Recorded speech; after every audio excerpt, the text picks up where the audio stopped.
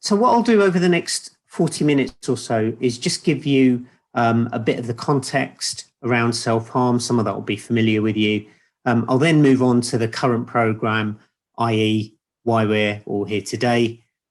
Then I'll talk a little bit about self-harm in different settings, because I think it's, quite often I've spent 20 years of my life working in kind of hospital settings, but just thinking about the different places self-harm presents and what we do about it. A little bit about the research evidence around self-harm, and then a quick discussion of self-harm and COVID-19. So let's start with a bit of the context. I like to start with a bit of the historical context. So I've been working in self-harm services on and off for over 2 decades. And when I started, this chap, I worked for this chap, who's Professor of Liaison Psychiatry in Leeds, in West Yorkshire, Alan House. Written an article back then saying how, poor services for self-harm were. If we fast forward 20 years, he essentially wrote the same article again, saying how poor self-harm services were. I decided that I really needed to push back, because I think things have improved. We have got better. We do manage people better. I think they get a better deal than they did. But we've obviously got a long way still to go. And these 2 articles are in this month's British Journal of Psychiatry. And for all the papers, you'll have links on the slides, which we'll share afterwards. So if you want to read some more, you can click on the links and that should take you through to the full paper. But self-harm is in everywhere. It's in the media. It's got a really high profile at the moment. And, here's just some of the kind of recent context. So this was a Royal College of Psychiatrists report on self-harm and suicide. This was the all-parliamentary group from the House of Parliament, their inquiry into self-harm. This is a recent Samaritans report, which I'll talk about in a second. And the NICE guidelines, that you'll be aware of the existing NICE guidelines for self-harm, but we're redoing the self-harm guidelines and they'll be published in 2022. So lots of activity around self-harm. So this is a really, if you like, opportune moment to try and improve what we do for self-harm, improve self-harm services. And, in terms of the extent of the problem, we all know it's a big problem. So just in terms of hospital presentations, what we're talking about is over 200,000 hospital presentations in England, 150,000 people. And obviously, I don't need to tell the audience today, but one of the things, you will talk to a wide variety of people while you're developing your self-harm services. I talk to a wide variety of people. Sometimes you need to kind of emphasize that we're talking about both self-poisoning and self-injury, and just self-cutting, which is sometimes what people think. And we have this, quite broad definition of self-harm that we tend to use in services, that we're not really trying to separate out non-suicidal self-injury and suicide attempts. And that's because often clinically you can't separate them out terribly well, but it's also because when that happens, sometimes people with so-called non-suicidal self-injury get excluded from services. So we have this kind of wide, broad, inclusive definition. That's not to say, every service user, every person has the same treatment needs, has the same needs. Self-harm is a behaviour with a wide variety of underlying causes. So it's not, everyone's not the same, but we want an inclusive definition so we don't exclude anyone. So it's irrespective of apparent motivation or medical seriousness. Sometimes when you're talking about self-harm, people will say, well, it's mostly a problem of young people, isn't it, Nav? And young people, that is one of the most common groups in which self-harm features. But of course, it occurs across the lifespan. And the current programme, the current community transformation, is focused on adults and older adults. Obviously, that's going to link with other bits that are going on in your areas. But this programme in particular is to do with adults and older adults. And we know self-harm in midlife, men in midlife. One of Caroline's papers is on the call, has gone up markedly. And self-harm features also in older people. Sometimes people are surprised when I talk about self-harm in older people. And the important thing about self-harm in older adults is just how strongly it's related to suicide. So self-harm is an important risk factor for suicide anyway. But in terms of older people, it's an even stronger risk factor for suicide. And, you know, in terms of the antecedents, in terms of the things we might want to target, varies across the lifespan as well. So for older adults, you know, it tends to be things like psychiatric illness, physical illness features prominently, but also social isolation and bereavement. So different antecedents, but self-harm applies across the lifespan. So the question is, you know, if we've got a problem it's a big problem, it's associated with suicide, so, you know, it's got potentially really serious consequences. How do we do in terms of managing it? And I suppose the answer is we don't do as well as perhaps we could do, perhaps we should do. And this was a report that came out fairly recently, a couple of months ago, from the Samaritans, talking about self-harm services, talking about people's experiences. And it's called Push from Pillar to Post, which I think is quite apt because, you know, if you think about a service user journey, a patient journey, referred via the GP, passed to, you know, referred for talking therapies, not thought to be suitable, passed on, you know, not meeting inclusion criteria, having to tell their story again and again. So there's this idea that, you know, services are kind of fragmented and we could do better in terms of service provision. I think that's right. And that's, I think, where the current programme really fits in. We've got these fragmented services that we could do better with. So what is the current programme? Well, these are slides from NHS England. So this fits within, obviously, the NHS long-term plan, but also the major bit of work which is going to transform community mental health services for adults. So hopefully all of you will be aware of them. I know some of you are the leads, you know, the leading people for this programme, the Community Transformation Programme. And the idea, really, the hallmark, is to develop integrated models of primary and community mental health. Now, that's important for mental health, but I think it's particularly important for self-harm because of this fragmented care. So if you like, this idea of developing self-harm services in the community is nested within, is part of the community transformation work of which you are some of the vanguard sites.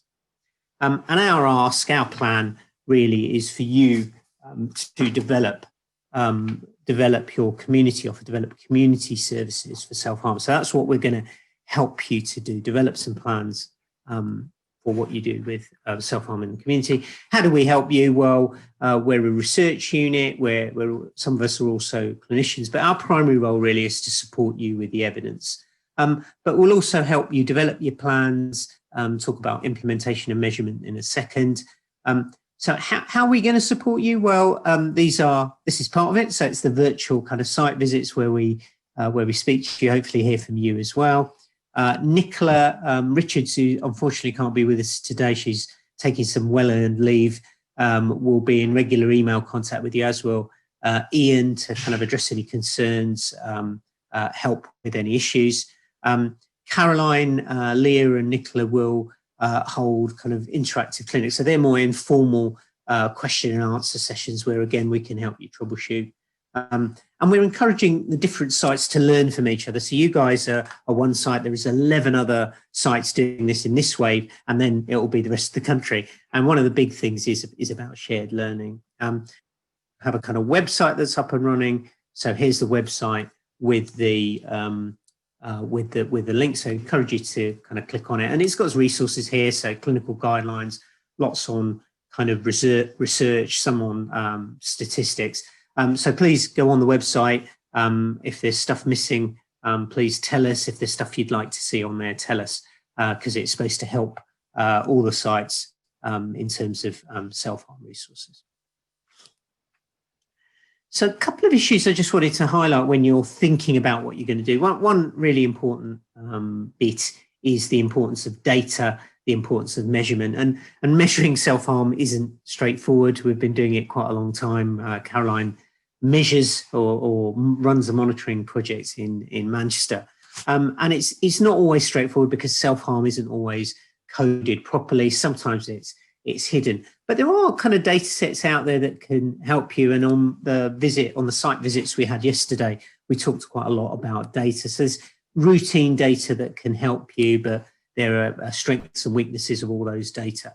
But it's not just about how many people hurt themselves, how many people self-harm or come back.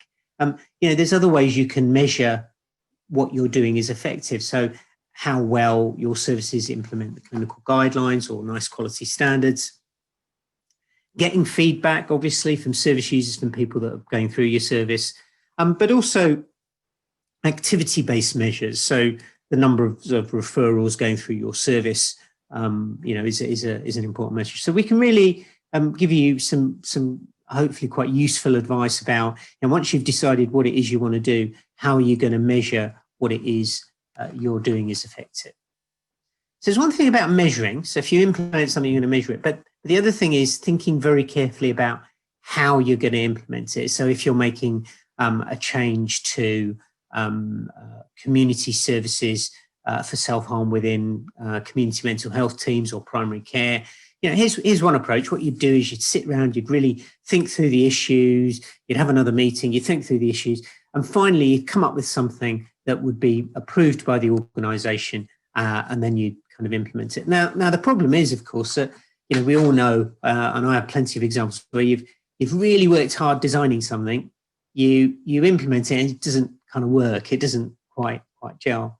And so thinking about how we implement things is really important. So here's one approach. It's called the quality improvement approach. And really the hallmark of that is rapid cycles of implementation on a small scale, checking whether it works, modifying the implementation, trying it again, testing it again. It's this test and modify, so-called plan, do, see, act cycles in the jargon. And with those, rapid cycles of implementation, you then approve it and then you start to implement it. But because you've had these little, if you like, you've tested it out in the real world first of all, that can sometimes be a more effective way of implementation. So encourage you to think about measuring what you do, but also encouraging you to think about what's the method for implementation. We can give you a bit of advice on quality improvement and other approaches to implementation. We're not experts. We know people who are,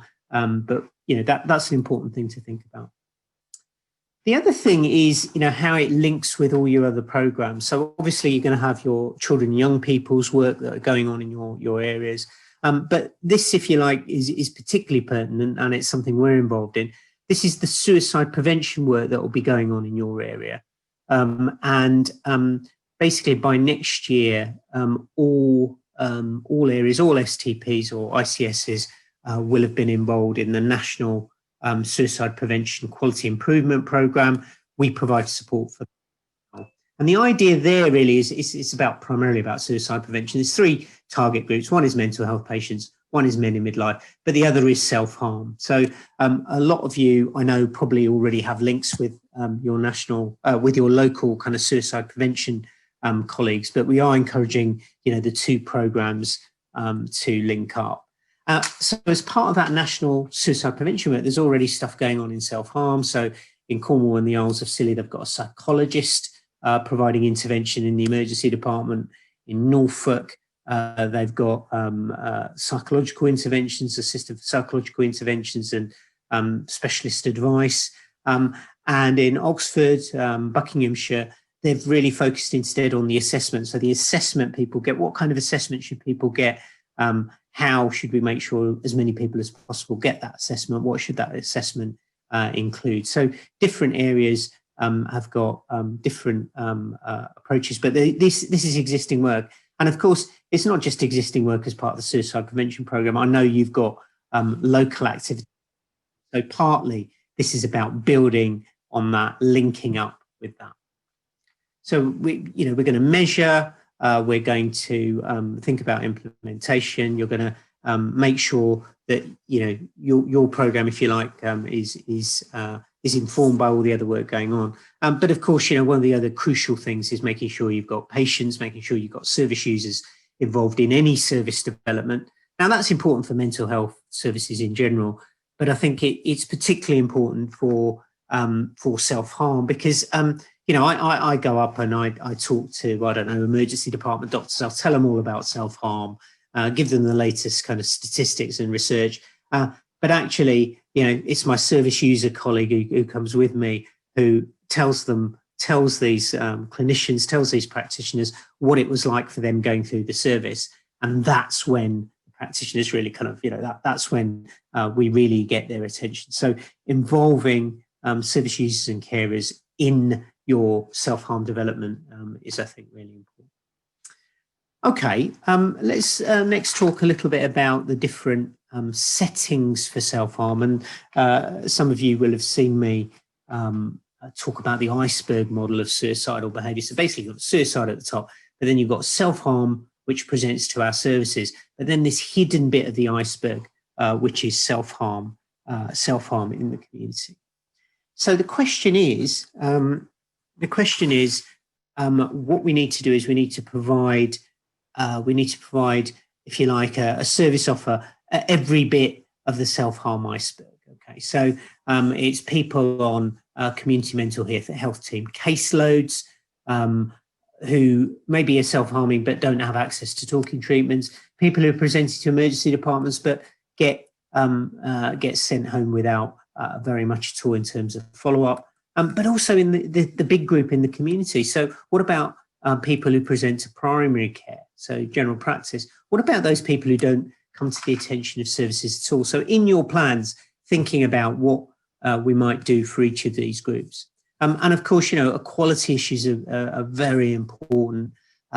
Thinking about LGBTQ plus groups, they might have higher rates of self-harm, less access to services, Black and minority ethnic groups, where actually we know some groups might have actually higher rates of self-harm. So a study a few years ago from Manchester showing Black Afro-Caribbean women had higher rates of self-harm. And are we meeting their needs? Older adults, I think, are a special group because they're at high risk of suicide, and younger adults because actually self-harm is most prevalent, most frequent in that group. So thinking about, what we do in different settings, I think is really important. And one of the big opportunities, I think, from this programme is thinking about primary care, is thinking about general practice, because we haven't done an awful lot in general practice over the years for self-harm. So I know colleagues, I chaired the self-harm guidelines in 2011, 2012, and colleagues saying those, it's great now. You got 300 odd recommendations, but actually, only 10 of them are about primary care. So, what should we be doing about primary care? So I think it's a big opportunity for us to develop things in primary care. This is a study I think is a really interesting one from Matthew Carr and some of my colleagues in Manchester. And what it shows you is this is people split by the deprivation of the areas in which they live. So these are people who are living in the most deprived areas. And the people living in the most deprived areas have the highest rates of self-harm. So that probably doesn't come as a surprise to you. That's maybe something you know already, but the social determinants of health, the social determinants of help seeking. I think what's striking about this graph is this line here shows you how commonly people were referred to mental health services. So this group here, the people in the most deprived areas, have the highest rates of self-harm, but they've actually got the lowest rate of referral to mental health services. So it's a group with highest need being referred least. So it's an example in public health of the inverse care law. So thinking about what we do about potential inequalities, I think is really important. Thinking about other aspects of management as well. So, in this big sample, many tens of thousands of patients, about 15% of people were referred to mental health services after self-harm. You could argue, well, should that be higher? And 2/3 received some kind of psychiatric or psychotropic medication. So you could say, hang on, that seems a bit high. So, I think exploring what is happening in primary care in your areas is a really good one. The evidence base isn't strong, but it's a developing evidence base. So this is a review. This is a summary of a review published by one of my colleagues, Faraz Mughal, in the Midlands, general practitioner. And this isn't a surprise. These are the things that might help improve the primary care management of self-harm. So training GPs, improving communication. And that's not just within primary care, but importantly between primary and secondary care, which really speaks to one of the central aims of the community transformation. So improving communication having good services in place, having guidelines that are relevant to primary care, involving families, involving carers, involving young people in service development, I think, will help improve management of self-harm. And the barriers are also familiar to you, long waiting lists, services that you can't refer into, kind of, etc. So that's well worth a look if you're thinking about self-harm in primary care. Again, the link is there. So primary care is a really important setting. Another important setting is the educational setting. So this bit of the program won't focus specifically on schools because it's adults and older adults, remember. But universities, a lot of universities are thinking about what they do for self-harm and suicide, and you will have higher education institutes, higher education universities, working within your area. So there's guidance out there for how we might best help people in that age group. And in terms of setting, one of the other things we mustn't forget is the role of the third sector, our colleagues in the voluntary sector who already, so for example, in the Northwest, they're already helping us. If in some bits of the Northwest, if you're discharged from the emergency department after self-harm, you'll automatically get a follow-up call from someone that's Samaritan. So they're helping in terms of follow-up, helping in terms of aftercare, and Harmless, the big self-harm kind of charity run by Carolyn Harrow. They also do great work in this area, do great training. But so don't forget about the role of the third sector in your plans. And don't forget, obviously, about the role of families and carers. There's lots of guidance out there for families and carers. It can sometimes, very distressing for parents, for carers, when someone they know and love hurts themselves. I've put this up, the consensus statement, because I think that's really important. That's really come out of some of the national suicide prevention work. But it's this idea that sometimes as professionals, we almost default to confidentiality. We don't default involving families and information sharing. Obviously, with people's consent, we sometimes we say, well, we can't share details of the care because it's confidential. And really, the default position should be with service users' consent, involving families and sharing information as much as we possibly can, because we know that actually improves outcome. Okay, so I've told you a little bit about the overall context, talked a bit about the current programme and how it fits within the community transformation work. We've talked about the different settings you're going to want to consider during your plans, developing your plans. I just want to talk a little bit about the evidence. So in some ways, there isn't huge amounts of evidence out there, but we do have things to guide us. So the nice self-harm guidelines, the nice quality standards for self-harm, they're a kind of good starting point, although, they don't cover all settings. So I put this slide up a lot, and whenever I put the slide up, I'm struck by the first one. So these are markers of a high quality service, remember. So in 2013, we said one of the markers of a high quality service are people who self-harm are treated with the same compassion, respect and dignity as everyone else. So, that's 2013. In a way, we shouldn't be saying that as a marker of high quality services, but it's an indication, I think, of where we're at in terms of self-harm services and the fact that, we do have some way to go. Training, something else that lots of people ask me about, evidence behind training. What's evidence-based training? There's lots of commercially available packages out there. I know, within your organisation, you'll have some training for suicide and self-harm. You might have several different bits of training in different bits of, the organisation or the patch. One of the things we're pointing people to is the competence framework. So these are competence frameworks we developed a couple of years ago.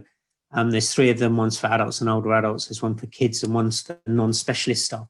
And competencies really are the key knowledge, attitudes and skills that we might want staff to have when they're trying to help service users, trying to help patients who have hurt themselves. So, if you like, they're a list of the key things we might want people to know.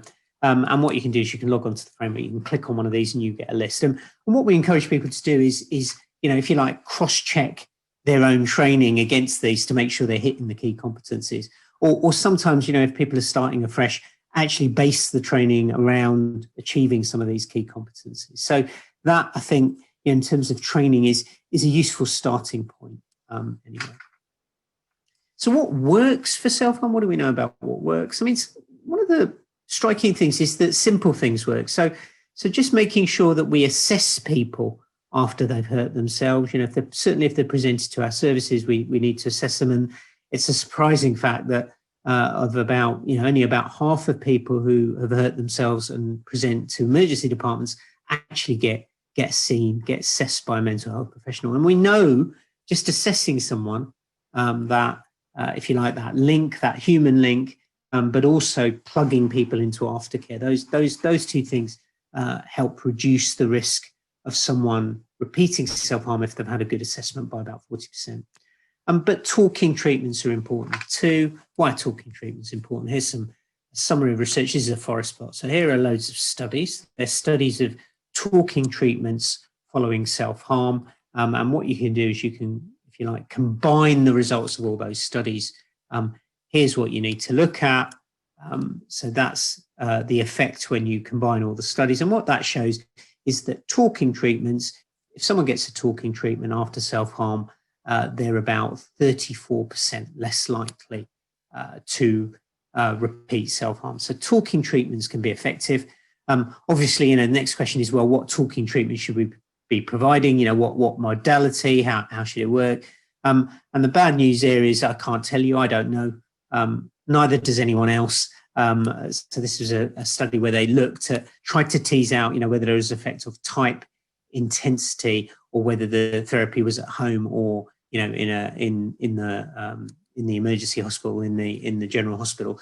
And there wasn't an effect. So the bottom line is actually talking treatments following self-harm are a really good idea. And really what we should be providing is something specifically tailored to self-harm. It could be CPT, it could be problem solving, it could be interpersonal therapy. In some senses, the exact modality doesn't matter. What matters is providing something, because most areas don't.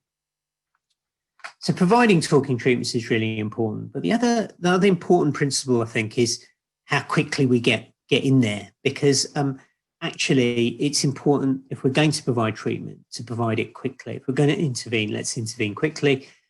What's some of the research to back that up? Well, this graph shows you the number of days between someone coming and then repeating self-harm. So this is days to repeat self-harm. So that's a month. Each bar is a month. So that's a month. And what we see is, of those people who are going to repeat within a year, one third of those who are going to repeat within a year repeat within a month. And actually it's starker than that. 10% of people who are going to repeat within a year repeat within 5 days. So this idea that we can send them an outpatient appointment in a month or 6 weeks is a nonsense. If we're going to intervene for self-harm, we've got to get in there quickly. So that's a really important principle.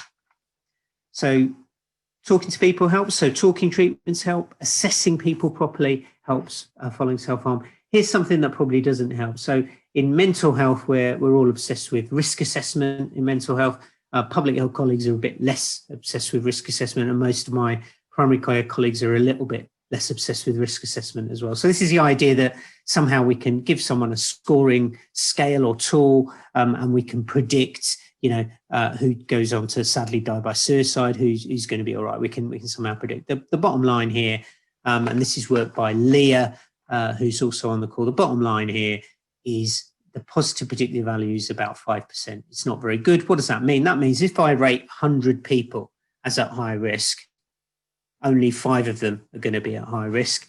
In other words, I'm wrong 95% of the time. But that isn't the biggest problem with these risk tools and scales. The biggest problem is exclusion. So what happens is we rate lots and lots of people as at low and moderate risk, and basically we miss suicide deaths, we miss people who are repeating self-harm in that group. So we must, if you like, this idea that we can assess someone using a scale, but risk is a score, and we can predict what's going to happen is not a good it's not a good idea. Many of us at the moment are obsessed with, thinking about, well, how are we going to get interventions out to people in the context of the current pandemic. I know many colleagues in primary care, many colleagues in secondary care are still working, to a large degree remotely. What's the evidence around digital interventions for self-harm, for suicidal behaviour? This just illustrates some of the joy of being, part of my role as an academic as well as a clinician. So this is one of the academic joys. You've got basically two groups of researchers who have looked at the same research and have come up with completely different conclusions. So this group say, well, we need further research before we introduce digital interventions, and this group say, introduce them tomorrow. What's the truth? What's my reading of this? Well, my view is actually that there is evidence that the digital interventions, digital CBT, other things can be effective, and actually in many situations currently we've got no choice. We've got to deliver the interventions remotely, so we've got no choice. I think there is evidence that those things work. I think the important thing is the principles remain the same. So the principles of a good assessment are the same whether you do it face to face or whether you do it online. As we've seen this morning, online, the digital world can have its challenges, including the technical hitches and other things. It's not the same as being in a room with someone, but the principles are the same. And going forward, I think this is all here to stay. And one of the key things is going to be making sure we give service users, making sure we give people that come through our services a choice. Because actually, some people prefer. I've heard lots of people saying, "Oh, well, we don't like the digital stuff." But other people, certainly some of the younger people I've talked about said, "Oh, it's great. I haven't had to get out of my pajamas. I haven't had to go anywhere. My mum hasn't had to take me. It's been really good." But we also need to be mindful of widening digital inequalities, because certainly some of the people who self-harm, you've already seen the association with deprivation. We don't want to worsen a digital divide. So just being aware of that. Okay, just in the last 5 minutes, what I'm going to do now is just talk about self-harm and COVID-19. This is what we're worried about. You can't escape headlines about the mental health effects of all this, the effects of suicide, the effects on self-harm. It's going to be terrible. People are saying, well, what's the evidence? Well, there is evidence, I think quite good evidence, that obviously the pandemic has worsened mental health. This is a panel-based study. Sorry, it's not a panel-based study. It's a repeated survey where they surveyed people in 18-19 and then also in April 20. And basically what they found is that mental distress got significantly worse, about 10% worse in that study. So the question is, has that translated into suicide and self-harm, increasing? The answer for suicide is probably not. Actually, it's difficult to get real-time data for suicide, but the answer for suicide is probably not. What about for self-harm? Self-harm is really interesting. So this is a study from colleagues in Cambridge, and I want you to look at the red line. And this is referrals for people who take an overdose to hurt themselves to liaison psychiatry teams. So this is in-hospital data. But the red line basically shows this big fall off around the time of lockdown. 40% fall off in activity around the time of lockdown. And then, a gradual increase in referrals, but still probably below pre-pandemic levels. So it's big fall off in activity, big fall off in referrals.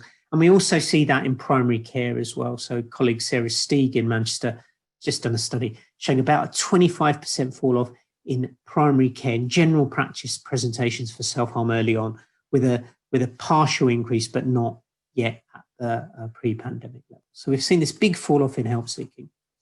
But the question is, what's happened to self-harm out in the community? Has that gone down, gone up? What's been happening there? We don't have before and after data, but what we do have is this massive study from London, from UCL, where they survey tens of thousands of people each week. And what that shows is actually the levels of self-harm reported, people reporting self-harm within the previous week, have remained fairly constant. So there hasn't been big increases or decreases. But the big story on this slide, of course, is the difference. People saying, "Oh, everyone's all in this together."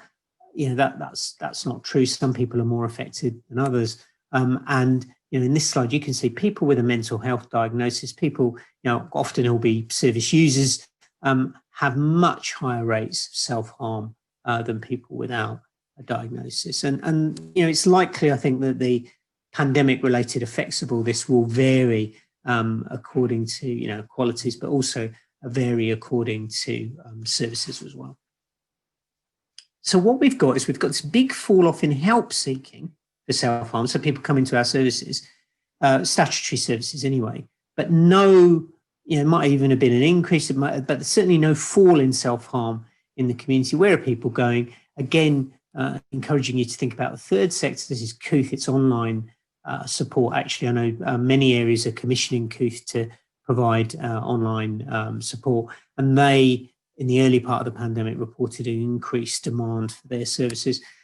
This is the Public Health England surveillance report. Actually, helplines and other things, it was a bit of a kind of mixed picture in that surveillance report, but some third sector colleagues, big increases in activity, others less so. So it may be, if you like, some of the people that haven't been coming to our services or haven't been coming to secondary care services, primary care services, are going to the voluntary sector. So involving the third sector in plans is important. Going forward, though, I think, up until now, the situation's been reassuring, but going forward, one of the big unanswered questions is, what's going to happen economically? And this is all my best graphs from the BBC. And this one shows you what happened to GDP. So this is how rich we are as a country. And it's basically fallen very dramatically. And going forward, we're really worried about unemployment. I think, if the situation starts to have big economic impacts, then I think the effects on mental health, the effects on self-harm, the effects on suicide are something we'll have to think very carefully about, and what we do as providers, what we do as areas to help trying to mitigate that. So caution, I think, going forward. And we're not unique in terms of, not seeing an increase in self-harm and suicide. Here's a review of the worldwide literature from my colleague Anne John in Swansea, showing no increase. But obviously going forward, worries about social isolation and also kind of economic concerns. In terms of what we do about it, though, this is a slide just really trying to make the point that the evidence is going to remain the evidence. So, if we're thinking about self-harm and suicide, alcohol, taking care of kind of mental illness, in terms of, big things, keeping schools going, I think, are very, very, very helpful. Making sure there's kind of financial safety net for people who are affected by the economic consequences of this. But if you like, they're macro things. They aren't things that we might do locally. But it's making the point that actually the evidence, despite all of COVID, despite everything else, remains the evidence, for assessments, for talking treatments that are going to help. That remains the same. Obviously, the context in which we're having to try and supply that, having to try and provide that is different, but the evidence is still the evidence. So I've told you a little bit about the context of self-harm, how it's a massive kind of health problem, also a public health problem, how it's linked to suicide and how services are fragmented. Talked to you a little bit about the current programme. So really it's trying to address the fragmentation. It's trying to improve the offer for self-harm at all the different bits of that iceberg. Talked about the setting. So, that's primary care, education, home, the voluntary sector, and thinking about what we do in all those settings. Evidence, I've talked about assessing people properly, talking treatments, and risk assessment. And then I've talked about self-harm and COVID-19. So thankfully at the moment, no increase in self-harm. The worry is fewer people actually have sought help, certainly in the early part of the pandemic, and what effects that going to have. And the important message there is we need to be prepared and we need to carry on monitoring what's happening. So the last thing I'd like to do is just thank all our great staff. Some of them are on the call, but there's lots of them around. All of whom have been working tirelessly under weird circumstances, as we all have. And I like this slide because it's going to be of historical significance in years to come, because that's how we used to work. This is how we worked during 2020, and I'm hoping we can go back to this